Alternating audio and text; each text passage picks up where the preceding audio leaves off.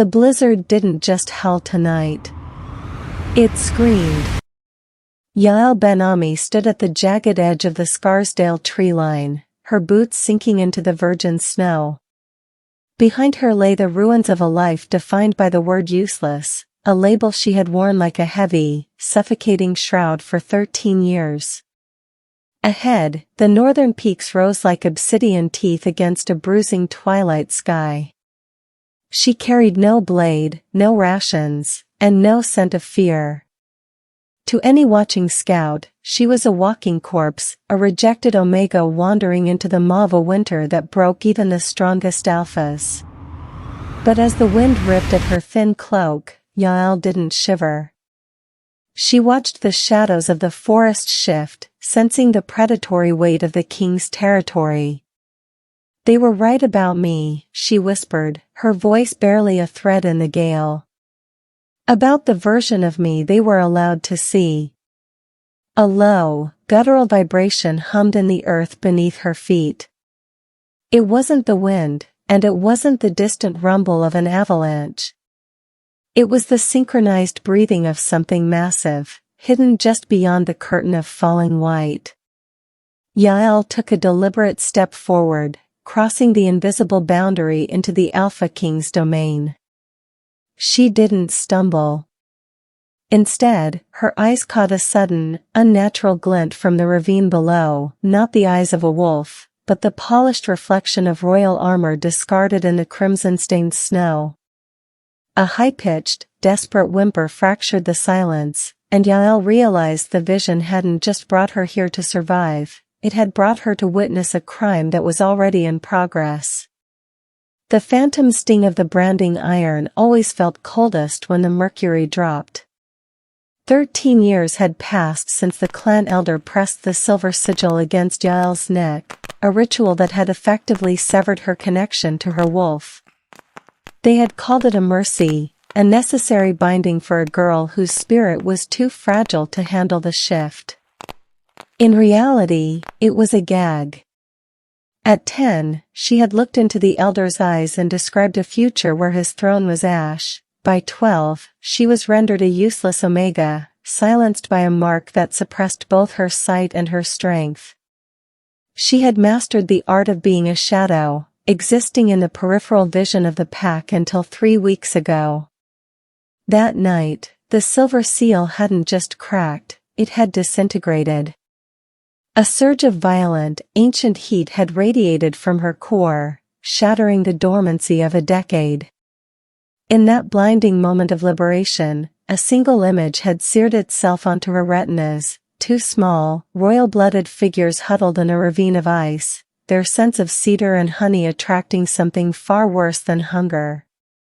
Yael's boots crunched on the frozen shelf as she moved toward the sound she had seen in her mind. She wasn't just an outcast anymore, she was a vessel for a power that had been feared into exile. But as she crested the final ridge, her breath hitched. The mark on her neck began to pulse with a low, rhythmic heat, a warning not of danger, but of a fated presence nearby that the branding iron had been designed to hide from her forever. The transition from the wild to the fortress was marked by the cold bite of steel. The border guards didn't see a threat, they saw a shivering, scentless stray with a broken mark on her neck. Yael kept her head bowed, her voice a practiced whisper of submission as she requested sanctuary. She was a master of playing the part of a devalued Omega, a role that acted as her greatest camouflage. Minutes later, she stood in a stone-walled vestibule, the air thick with the smell of tallow and ancient pine. A minor court official, his eyes never leaving his ledger, didn't even look up as he spoke. He saw her status, not her face. "The royal attendant has fallen to the winter fever," he droned, flicking a dismissive hand. "The airs are restless, and no highborn female will risk the contagion. You'll serve as their temporary shadow. Try not to let them break you before the week is out." The irony hummed in Yael's blood. They were handing her the keys to the very heart of the kingdom because they deemed her too insignificant to matter. Escorted through winding corridors of flickering torchlight, she felt the pressure in her skull intensify. The sight was no longer a distant echo, but a vibrating chord. When the threshold to the nursery finally appeared, the official didn't linger. Yael stepped into the dim room, her eyes landing on the two children she had seen in the ice. As Maya and Eitan turned toward her, Yael realized with a jolt that the nursery was not a sanctuary. Tucked into the shadow of the boy's collar was a small, hand-carved talisman she recognized, a sigil of the same clan elder who had branded her 13 years ago. Welcome to the channel, where the shadows of the north reveal secrets long forgotten. Today, we continue the journey of the fated and the fallen. The nursery was a tomb of velvet and silence. Eitan stood by the high, narrow window, his small frame silhouetted against the encroaching dusk, watching Yael with eyes that held far too much suspicion for a child of 7. He was a prince of ice, unyielding and distant. But Maya was different. On the second afternoon, while the hearth fire struggled against the draft, Maya drifted across the stone floor. Without a word, she reached out and threaded her small, warm fingers through Yael's calloused palm. It wasn't a request, it was a claim. The moment their skin met, the silver brand on Yael's neck didn't just heat, it vibrated with a jagged, electric frequency. This wasn't a vision of the future, it was a physical reaction to the present. The air in the room suddenly felt heavy, the oxygen thinning as if a predator had just stepped into the room, though the door remained latched. Maya looked up, her gaze glassy and distant, her voice a hollow shell of itself. The birds stopped singing, Yael. They're hiding from the man with no heartbeat. Yael's blood turned to slush. As she looked toward the nursery's shadowed corner, she realized the man Maya spoke of wasn't coming. He had been standing in the corner of the ceiling the entire time, defying gravity and nature. Don't go anywhere, because what happens next will change everything you thought you knew about the Alpha King's court. Stay tuned for more high-stakes werewolf romance, forbidden fated mates, and pack betrayal. Be sure to like, subscribe, and share your theories in the comments. Where do you think the man with no heartbeat came from? Yael lurched upright, her lungs burning as if she had inhaled the very frost settling on the window pane. The nursery was bathed in the bruised light of 3 a.m., but her mind was elsewhere, trapped in a jagged, vivid fracture of the coming dawn. In the vision, the air smelled of wet fur and ozone. She saw Eitan, his eyes vacant and glassy, drifting toward the northern tree line as if pulled by an invisible thread. Behind him, 3 distinct shadows detached themselves from the pines, not rogues, but pack-trained hunters with lethal precision. She had 5 hours. Waking King Raviel was a death sentence. She was a stranger with a broken brand and a forbidden gift. She had no proof, only the violent thrumming of her pulse. Moving with the silent efficiency of the ghost they believed her to be, Yael slipped through the stone corridors and vanished into the biting outdoor chill. By the time the horizon turned the color of a fresh bruise, she was waiting. Eitan appeared, sleepwalking through the drifts, his small feet bare against the ice. Just as the first low growl vibrated through the trees, Yael stepped from the mist, snagging the boy's waist and pulling him into the heat of her cloak. She didn't fight, she disappeared back into the fortress before the trap could spring. She tucked a confused, shivering Eitan back into his furs, the secret of his survival locked behind her teeth. But as she turned to leave the nursery, the air went dead. Soren, the High Council, stood in the archway, his shadow stretching long and thin across the floorboards. He wasn't looking at the prince, He was staring at the fresh, melting snow clinging to Yael's hem. The summons didn't come via a guard's shout, but through a silent, terrifying invitation, a single black feather left upon the nursery table. Yael found Raviel's drawer in the solar, silhouetted against a floor-to-ceiling expanse of frosted glass. The Alpha King didn't turn immediately. He occupied the space with an economical, predatory stillness that made the air feel thin. When he finally faced her, his gaze wasn't the dismissive sweep she was used to from high-ranking wolves. It was a surgical strike. "Aton tells me you smell of rain and old secrets," Raviel said, his voice a low vibration that thrummed in Yael's marrow. He stepped into the light, his eyes tracking the pulse jumping in her throat. "He says that when the shadows move in the nursery, you don't flinch." "Why?" Yael didn't lower her head this time. The submissive mask was beginning to melt under his heat. "Because fear is a luxury the children cannot afford, and I have already spent my life paying for it." Raviel paused, a flicker of something unreadable crossing his iron-etched features. He had expected a servant's platitude about duty. Instead, he found a woman who spoke of his heirs as if she already shared their burdens. He didn't offer a smile or a reprieve, but the heavy dismissal she expected never came. As Yael retreated from the room, she felt his eyes remain fixed on her back, a physical weight that didn't lift. She reached the safety of the corridor, only to realize her hand was stained with ink. She hadn't touched a quill, yet a jagged, black mark had appeared on her palm, shifting like a living shadow. The corridor was a drafty artery of gray stone, smelling of damp wool and dying embers. Yael moved toward the nursery, the strange ink mark on her palm still humming with a cold, rhythmic pulse. A shadow detached itself from a recessed archway. Soren, the High Council, didn't block her path, he simply occupied it, his presence as sharp and thin as a razor's edge. He didn't carry the heat of the king, but a calculated, bureaucratic frost. "The dawn 3 days ago was particularly bitter," Soren remarked, his eyes fixed on a point just above her branded neck. Few had reason to leave the warmth of the hearth. Yet, a sentry noted a flicker of movement near the northern tree line. "Was the air to your liking, Yael?" She kept her pulse steady, her face a mask of hollow neutrality. "I find the cold helps me remember my place, Council."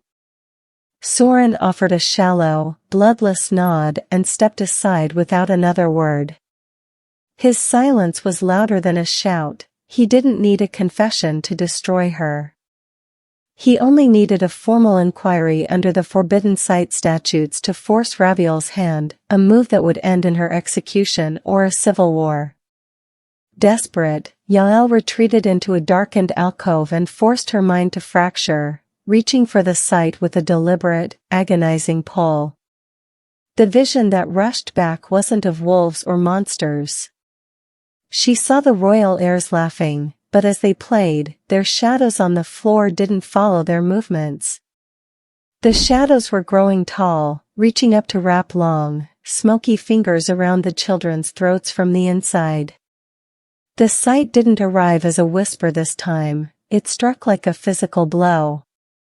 Yael collapsed against the damp stones of the alcove, her fingers clawing at the mortar as the world dissolved into a fractured, sepia-toned nightmare. The shadows she had feared in the woods were no longer beasts. They were men.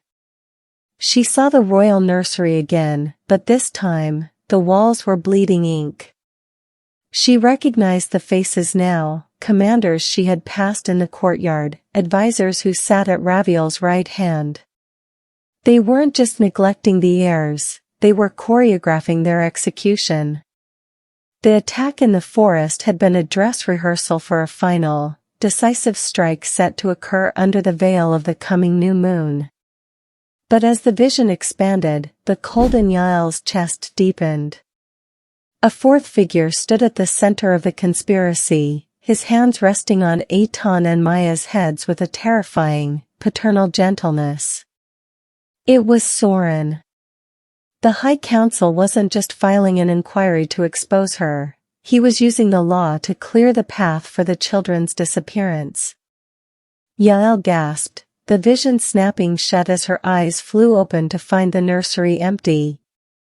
The silence was absolute, save for a rhythmic tapping coming from inside the wall behind Maya's bed. She pressed her ear to the stone, her heart hammering against her ribs, and realized the tapping wasn't a mechanical fault, it was a coded signal being answered by a voice she knew intimately. The air in the great hall was a vacuum, stripped of warmth as Soren's formal inquiry echoed against the vaulted ceiling. Hundreds of eyes, predatory, curious, and cold, anchored Yael to the center of the flagstone floor.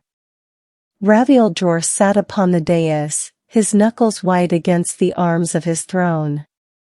The council charges you with the forbidden sight, Raviel's voice was a tectonic rumble. He claims you are no Omega, but a seer who has infiltrated this pack. Tell me, Yael, what are you? Yael didn't flinch. She reached up, clawing at the collar of her tunic until the silver brand on her neck was bared to the torchlight. I am the woman who saw your children die in the snow while your advisors toasted to your health, she cried, her voice cutting through the stillness like a blade. She stripped away 13 years of silence, detailing the suppression, the midnight visions, and the hunters she had intercepted at the tree line. The court exhaled a collective breath of disbelief, but Yael wasn't finished. She turned her gaze from the king and leveled a trembling finger at the semicircle of elites standing behind Soren. The inquiry is a shroud for a massacre, she hissed, her eyes glowing with a sudden, violent violet hue. I saw 4 faces in the darkness. 3 of them are flanking the council right now, but the 4th isn't a man at all. As she spoke, the shadow at Soren's feet began to detach itself from the floor, rising into a physical, monstrous shape that shared his exact silhouette. Chaos erupted as the shadow detached from Soren's feet, stretching upward until it loomed over the council like a tattered, ink-black shroud. It didn't possess flesh, only a jagged, vibrating void that seemed to swallow the light from the surrounding torches. The 3 advisors Yael had accused scrambled backward, their wolf instinct screaming, but Soren remained unnervingly still. A shadow is just a lack of light, King Raviel, Soren said, his voice flat, devoid of the fear currently paralyzing the rest of the hall. The girl's visions are delusions born of a broken mind. This is her sight, a hallucination intended to distract from her own heresy. But Raviel wasn't looking at the shadow. He was staring at Yael, his pupils blown wide as he watched the violet fire in her eyes spread, illuminating the intricate, ancient runes buried beneath her skin. He surged from his throne, not to strike Yael, but to intercept the shadow as it lunged toward the children. With a roar that shook the rafters, Raviel's hand caught the dark entity by its throat. The moment his royal blood touched the shadow matter, a shockwave of gold and violet light detonated through the hall, throwing the council to his knees. The entity shrieked, a sound like grinding glass, before dissolving into a fine, black ash that coated the flagstones. Silence fell, heavier than before. Raviel stood over the dissipating soot, his chest heaving as he turned to face his court. He reached out a hand to Yael, his fingers trembling with a recognition that went beyond the mate bond. The inquiry is over, Raviel announced, his voice vibrating with a new, terrifying authority. But the war has just begun. He looked at the open balcony, where the horizon was no longer dark, but flickering with the orange glow of 10,000 torches. Yael's knees buckled as the final piece of the vision slotted into place. She realized the shadow in the hall wasn't the assassin, it was a beacon, and the invitation for her father's army had just been accepted. The great hall settled into a haunting, expectant stillness. Raviel reached for Yael's hand, his touch a searing anchor of heat against her skin, signaling a bond that had finally moved beyond suspicion. The traitors were in chains, the shadow was ash, and the kingdom breathed a collective sigh of relief. But Yael didn't hear the cheers. Her gaze was fixed on the balcony, her pupils dilating until the violet fire nearly swallowed the white. The sight was bleeding into the present again, a jagged fracture of reality that made the stone floor feel like thin ice. In her first vision, she had seen 4 figures rising to claim the heirs. 3 had been the advisors and the shadow entity, the pawns of a coup. But as her breath hitched, a single, terrifying realization crashed over her. The 4th figure in her vision hadn't been standing among the traitors. He had been standing exactly where Raviel was standing now. Yael's fingers spasmed in the king's grip. She looked up at the man who had just saved her, seeing not the hero who had crushed the shadow, but the face she had suppressed in every memory of her prophecy. The true threat to the bloodline wasn't an outside invader or a jealous counselor, it was a destiny that Raviel himself was destined to trigger. The horizon groaned with the march of 10,000 boots, but Yael's heart stopped for a different reason. She realized that the truth she was hiding wasn't her power, it was the knowledge of who Raviel Dror would become once the first drop of royal blood hit the snow. Thank you for staying with us until the final, chilling frame of this journey. If Yael's path from a rejected outcast to a powerful seer has captured your imagination, don't forget to hit the subscribe button to join the pack for more interesting stories and epic werewolf romance. Your support keeps the flame of these tales alive. Until next time, keep a close eye on the shadows.